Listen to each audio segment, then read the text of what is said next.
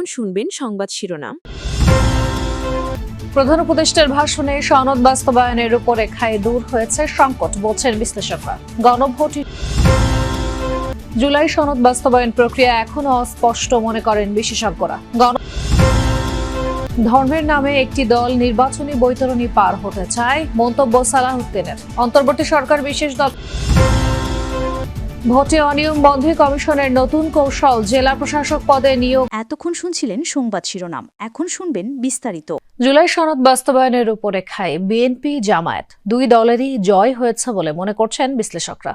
প্রধান উপদেষ্টার ভাষণের মধ্য দিয়ে ফেব্রুয়ারি নির্বাচন ঘিরে তৈরি হওয়া সংশয়ও দূর হয়েছে বলেও মত তাদের। এতে আপাতত সংকটের সমাধান হলেও পরবর্তীতে সনদের বাস্তবায়ন প্রক্রিয়ায় জটিলতা তৈরি হতে পারে বলে মনে করেন তারা।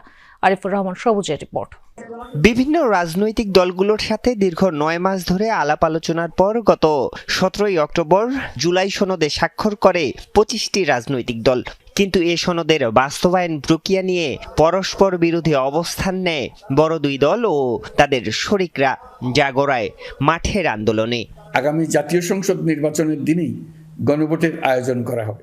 বৃহস্পতিবার জাতির উদ্দেশ্যে দেয়া প্রধান উপদেষ্টার ভাষণে সনদ বাস্তবায়নের যে রূপরেখা তুলে ধরা হয়েছে তাতে সংকট দূর হয়েছে বলে মনে করছেন বিশ্লেষকরা। বিএনপি এবং জামাত উভয়ই তাদের মতো করে প্রধান উপদেষ্টার ভাষণের কিছুটা অসন্তোষ প্রকাশ করেছে, কিন্তু বাস্তবতা হলো এই ভাষণের ভিতর দিয়ে বিএনপি এবং জামাতকেই সন্তুষ্ট করার চেষ্টা ছিল এবং তারা সন্তুষ্ট হয়েছে। এটা এই ভাষণে তাদেরই জয় হয়েছে। বিএনপির পক্ষ থেকে প্রধান উপদেষ্টার ভাষণকে স্বাগত জানানো হলেও কড়া সমালোচনা করে কর্মসূচি চালিয়ে যাওয়ার কথা বলছে জামায়াতে ইসলামী। দলটির এই অবস্থানকে কৌশল বলে মনে করছেন বিশ্লেষকরা। বিএনপি যেটা চেয়েছিল, প্রধান উপদেষ্টার বক্তব্যের পরও জুলাই সনদ বাস্তবায়ন নিয়ে জটিলতা কাটেনি। পুরো প্রক্রিয়া এখনো অস্পষ্ট বলছেন রাজনৈতিক বিশ্লেষকরা। তাদের মতে গণভোটের ফলাফলের ওপর নির্ভর করছে সনদের ভবিষ্যৎ। সনদ ও গণভোটের প্রক্রিয়া নিয়ে সাধারণ মানুষ অন্ধকারে, তাদেরকে সচেতন করতে সরকার ও দলগুলোকে কার্যক্রম হাতে নিতে হবে। এদিকে নির্বাচন ও গণভোট একই দিনে হওয়ায় খরচ কমলেও লজিস্টিক্স বাড়াতে হবে। ইসি সচিব বলেছেন, কমিশনের প্রস্তুতি নির্ভর করবে সরকারের নির্দেশনার ওপর। জাতীয় সংসদ নির্বাচনের দিনেই গণভোটের আয়োজন করা হবে। জাতির উদ্দেশ্যে প্রধান উপদেষ্টার দেয়া ভাষণে ফেব্রুয়ারিতে অনুষ্ঠিতব্য সংসদ নির্বাচনের দিনই গণভোট নেয়ার কথা জানানো হয়। তিনি জানান, সংবিধান সংস্কার নিয়ে 4টি বিষয়ের উপর একটি প্রশ্ন থাকবে, তাতে ভোটাররা হ্যাঁ অথবা না ভোট দেবেন। এখানে 4টি বিষয়ে কোনো একটি অংশের সাথে একমত না হলেও আলাদাভাবে ভোটারের মতামত জানানোর সুযোগ থাকছে না। বিশ্লেষকরা বলছেন, গণভোট নিয়ে অস্পষ্টতা আছে। জুলাই সনদের প্রক্রিয়ার সাথে যারা জড়িত তাদের বাইরে এ সম্পর্কে বোঝেন না বা জানেন এমন মানুষের সংখ্যা খুবই কম। কঠিন বিষয়গুলো সহজ করে জনগণের সামনে তুলে ধরতে হবে সরকারকেই। পিআর পদ্ধতিতে আমাদের দলের আপত্তি ছিল, কিন্তু এটা তো তাহলে আমাকে না ভোটই দিতে হবে।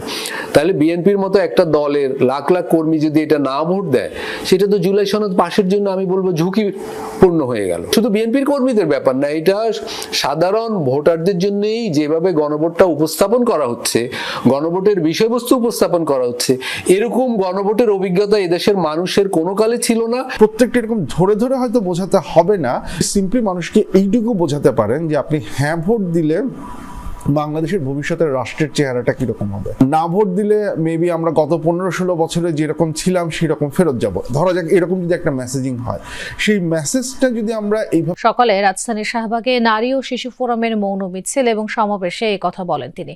জানান, জুলাই জাতীয় সনদ যেভাবে সই হয়েছে বিএনপি তা অক্ষরে অক্ষরে প্রতিপালনে প্রস্তুত। নারীর উপর ক্রমবর্ধমান সহিংসতা ও অমানবিকতা প্রতিরোধে মৌন মিছিল ও সমাবেশের আয়োজন নারী ও শিশু অধিকার ফোরামের। আয়োজনে বক্তারা বলেন, নারীকে হেনস্থা করে কোনো ধরনের অগ্রগতি সম্ভব নয়। সম্প্রতি রাজশাহী ও জাহাঙ্গীরনগর বিশ্ববিদ্যালয়ে ছাত্রী হয়রানির তীব্র বিরোধিতা ও প্রতিবাদ জানান তারা। ক্রমবর্ধমান যে নারী হয়রানি হেনস্থার শিকার নারীদের হতে হচ্ছে, তার বিরুদ্ধে রুখে দাঁড়াবার জন্য আমরা একসাথে হয়েছি। এ সময় বিএনপির স্থায়ী কমিটির সদস্য সেলিমা রহমান বলেন, ধর্মভিত্তিক একটি রাজনৈতিক দল নারীদের কর্মঘণ্টা নির্ধারণ করে তাদের ঘরে রাখার অপপ্রয়াস চালাচ্ছে। অভিযোগ, জুলাইয়ে নারীদের অগ্রগণ্য ভূমিকা থাকলেও বর্তমান রাজনৈতিক বাস্তবতায় তাদের বঞ্চিত করা হচ্ছে। নারীর কর্মঘণ্টা আমাদের 5 ঘন্টার কথা কোনো একটি ধর্মভিত্তিক রাজনীতি করে তারা বলছেন, তারা নারীদেরকে ভিতরে ঢুকিয়ে দেওয়ার চেষ্টা করছেন। প্রধান অতিথির বক্তব্যে বিএনপির স্থায়ী কমিটির সদস্য সালাউদ্দিন আহমদ বলেন, দেশে একটি দল ধর্মের নামে জান্নাতের টিকিট বিক্রি করে ভোটের বৈতরণী পার হতে চায়। কর্মঘণ্টা কমিয়ে নারীদের অন্দরমহলে বন্দী রাখতে চায় তারা। দেশে একটি দল যারা ধর্মের নামে ব্যবসা করে, রাজনীতির ব্যবসা করে এবং বিভিন্ন রকমের জান্নাতের টিকিট বিক্রি করে রাজনীতি করতে চায়, ভোটের বৈতরণী পার হতে চায়। সালাউদ্দিন জানান, জুলাই জাতীয় সনদ যেভাবে স্বাক্ষরিত হয়েছে বিএনপি অক্ষরে অক্ষরে সেটি প্রতিপালনে প্রস্তুত। স্বাক্ষরিত সনদের বাইরে চাপিয়ে দেয়া কোনো কিছুই জনগণ ও বিএনপি মানবে না বলেও জানান তিনি। গণভোটের মাধ্যমে একই দিনে জাতীয় সংসদ নির্বাচনের দিনে জনগণের সম্মতি গ্রহণের জন্য যে প্রস্তাব করা হয়েছে সেটাকে আমরা স্বাগত জানিয়েছি। নির্বাচনের দিন গণভোটের আয়োজনকে স্বাগত জানিয়েছে বিএনপি। বলেন, গণভোট ও জুলাই সনদ বাস্তবায়নের জন্য সংসদ গঠন জরুরি। কর্মকর্তা নিয়োগে নতুন কৌশল নিচ্ছে নির্বাচন কমিশন। বিগত 3টি নির্বাচনে ন্যূনতম সংশ্লিষ্টতা আছে এমন কর্মকর্তারা এবার দায়িত্ব পাবেন না। বড় পরিবর্তন আসছে প্রিজাইডিং ও পোলিং অফিসার নিয়োগেও। রিটার্নিং কর্মকর্তা হিসেবে দায়িত্ব পালন করেছেন এমন জেলা প্রশাসকদের কর্মস্থল পরিবর্তন কিংবা নতুন ডিসি নিয়োগের কথা জানিয়েছেন ইসি সচিব আখতার আহমেদ। রাজনৈতিক বিশ্লেষক বলছেন, কমিশনের এমন সিদ্ধান্তে অনভিজ্ঞদের সংখ্যা বাড়বে। বিগত 3টি জাতীয় নির্বাচন ছিল একতরফা ও জালিয়াতির। এসব নির্বাচন আয়োজনে বড় ভূমিকা ছিল কমিশন ও ভোট গ্রহণের সঙ্গে জড়িত প্রায় 13 লাখ কর্মকর্তার। এদের বাদ দিয়ে নির্বাচনী কর্মকর্তা নিয়োগ দেয়া যায় কিনা ইসিকে তা খতিয়ে দেখতে বলে সরকার। কমিশন তা বিবেচনায় নিয়ে প্রিজাইডিং ও পোলিং অফিসার নিয়োগে বড় পরিবর্তন আনতে যাচ্ছে। নির্বাচন সামনে রেখে 29 জেলায় নতুন ডিসি নিয়োগের মাধ্যমে বড় ধরনের রদবদল শুরু করেছে সরকার। রিটার্নিং কর্মকর্তার দায়িত্ব পালন করবেন এই ডিসিরা। ইসি সচিব জানালেন, বিগত 3 নির্বাচনে ন্যূনতম সংশ্লিষ্টতা ছিল এমন কর্মকর্তারা বাদ পড়বেন, তবে সেটি নির্ধারিত হবে সুনির্দিষ্ট প্রক্রিয়ায়। মনের ভিতরে ঢুকে তো বোঝা মুশকিল যে আপনি কতটুকু ইনভলভ ছিলেন।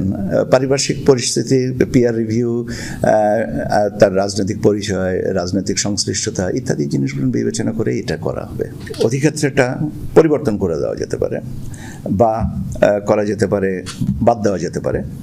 তো আমরা যতটুকু মানে সামান্যতম গ্রহণযোগ্যতা যাদের আছে তাদেরকেই রাখার চিন্তা করা হচ্ছে। সাধারণত স্কুল শিক্ষক, ব্যাংক কর্মকর্তারা পোলিং অফিসারের দায়িত্ব পালন করেন। ঢালাওভাবে সবাইকে অযোগ্য করা হলে আগামী নির্বাচনে কারা দায়িত্ব পালন করবেন এমন প্রশ্ন নির্বাচন